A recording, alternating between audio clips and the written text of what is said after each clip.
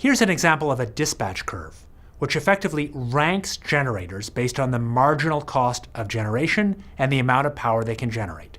So the x-axis shows the total amount of power generated. So if you're the operator, it's the amount of power that you are requesting from the system to meet demand. The y-axis shows the marginal price. So things that have the lowest marginal generation costs, things like renewables or nuclear power, are far to the left at the bottom of the x-axis. And as you go further along the x-axis, prices rise because you're getting to generators that have higher and higher marginal cost. The big knee in the curve, the place where the price really skyrockets, is caused by generators that burn petroleum, burn fuel oil, because fuel oil has a much higher energy cost than anything else in the system, much higher than the cost of natural gas, for example. So suppose you're the operator of this electric power system, and at some point demand is 40 gigawatts. How do you meet it? You meet it by turning on the very cheapest things. First of all, you turn on renewables, say solar and wind. Those are supplying power at basically zero marginal cost if the wind is blowing or the sun is shining.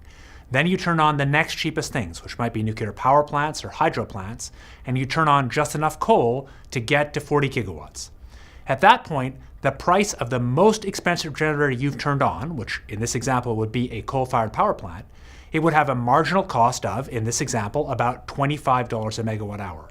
And under the normal way that electricity markets work, every generator that you had turned on would get the same price for its electric power. That price would be determined by the most expensive generator, the one you turned on to meet demand at 40 gigawatts, and that would be, in this example, about $25 a megawatt hour.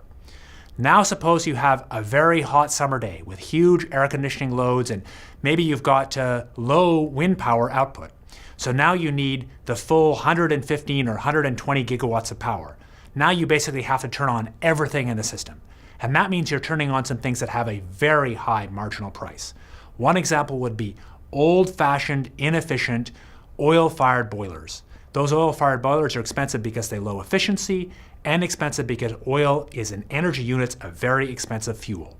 Then those units would be setting the overall system power price, which might be as high as $200 or more per megawatt hour.